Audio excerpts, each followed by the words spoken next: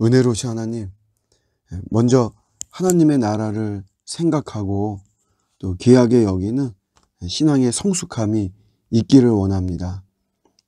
늘 초보적인 또 기초적인 이런 신앙 벗어날 수 있게 하시고 믿음의 진보가 있는 오늘 하루가 되기를 원합니다. 성령님께서 잘 이끌어 주시고 또 순종하는 마음으로 축복해 주셔서 우리 주님 잘 따라가는 인생과 하루가 되게 하여 주시옵소서. 예수님의 이름으로 기도드립니다. 아멘. 오늘 주시는 말씀은 욥기 41장 34절입니다. 그것은 모든 높은 자를 내려다보며 모든 교만한 자들에게 군림하는 왕이니라. 아멘. 여기서 그것은 리워야단을 말해요. 리워야단. 1절에 보시면 내가 낚시로 리워야단을 끌어낼 수 있겠느냐. 그래서 그냥 간단하게 말씀하시는 분들은 악어라고 이렇게 표현을 하기도 하고, 그러나 이제 보통 우리 앞장에서는 베헤못이 나오는데 육상 생물을 대표하는 신화 속의 짐승이라고 불리죠.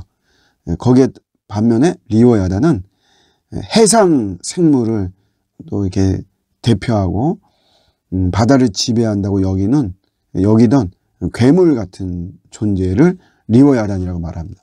그런데 성경에서 사실 이제 이 리워야단은 명확한 실체가 없단 말이에요. 그런데 그 리워야단에 대해서 이 41장 전체가 다 설명을 하고 있어요.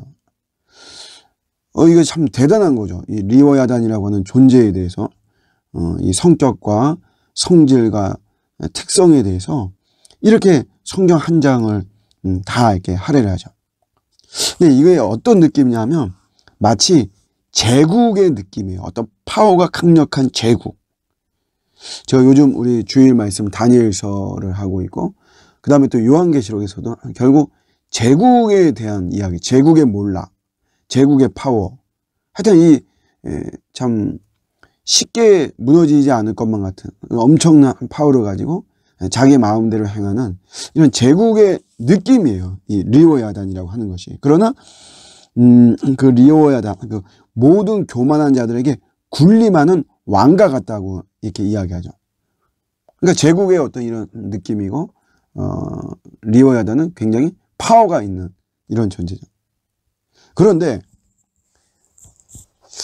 전체적인 이제 느낌을 가지고 볼 때 하나님께서는 야, 내가 이런 리워야단도 내 손 안에 있어.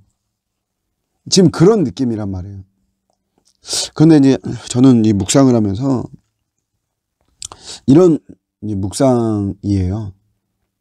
욥이 사실 하나님이 이렇게 리워야단이라고 하는 이 엄청난 파워 있는 이런 세력도 손 안에 두시고 통제하고 계시는 하나님임을 모르겠냐 이거예요. 알죠, 욥이. 사실 욥은 이런 마음이에요. 개인적인 고난을 당하고 있잖아요. 그래서 하나님이 이런 리워야단도 이 모든 교만한 자들에게 군림하는 왕과 같은 이 리워야단도 통제하는 하나님이라는 것을 모르냐 이거예요. 알죠.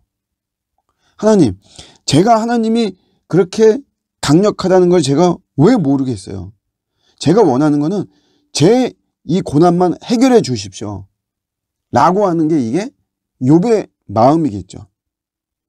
저도 그렇습니다. 저도 그렇고 여러분들도 그렇고 우리가 당하고 있는 크고 작은 고난 앞에서 아니 하나님 전능하신 하나님이신데 우리가 그걸 모르겠냐고요.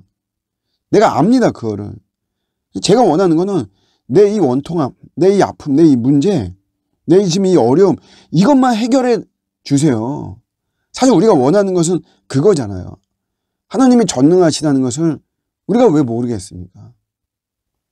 그러니까 이런 갭이 있어요. 신앙은 이제 이 갭이에요. 사실 이런 마음이 있다면 이게 이제 되게 중요하거든요. 여러분,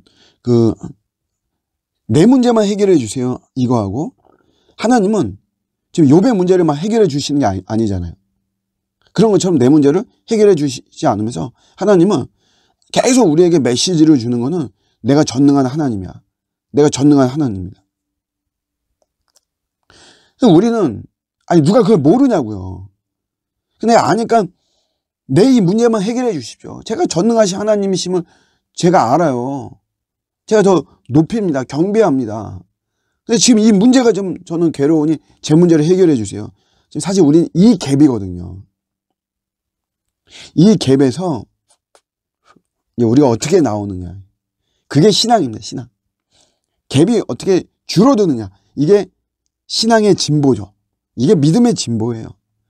고난은 양면성이 있습니다. 하나는 고난 앞에서 더 주님께 가까이 나가요. 주님께 엎드려요. 그런데 반면 주님으로부터 튕겨나가는 사람들이 있습니다. 오히려 신앙을 내려놔요. 헌신의 자리를 내려놔요. 사명의 자리를 내려놔요. 예배의 자리를 내려놔요. 이렇게 됩니다. 이 갭이거든요. 갭. 하나님께 엎드리는 사람이든 튕겨나간 사람이든 다 하나님에 대해서는 하나님이 전능하신 하나님이고 하나님이 구원자임을 안다고요. 내 문제만 해결해야 되냐고요. 내 문제만.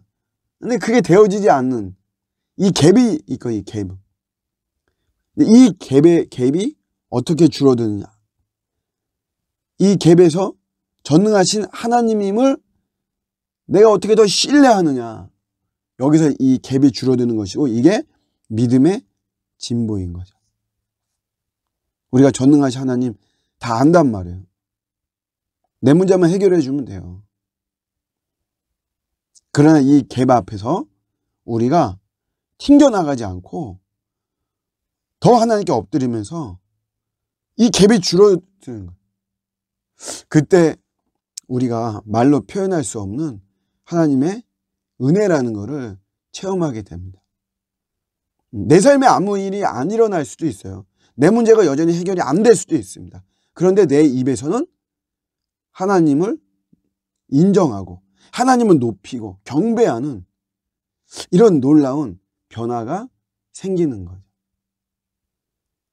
그거에 대한 결론이 내일 42장에 나오는 겁니다.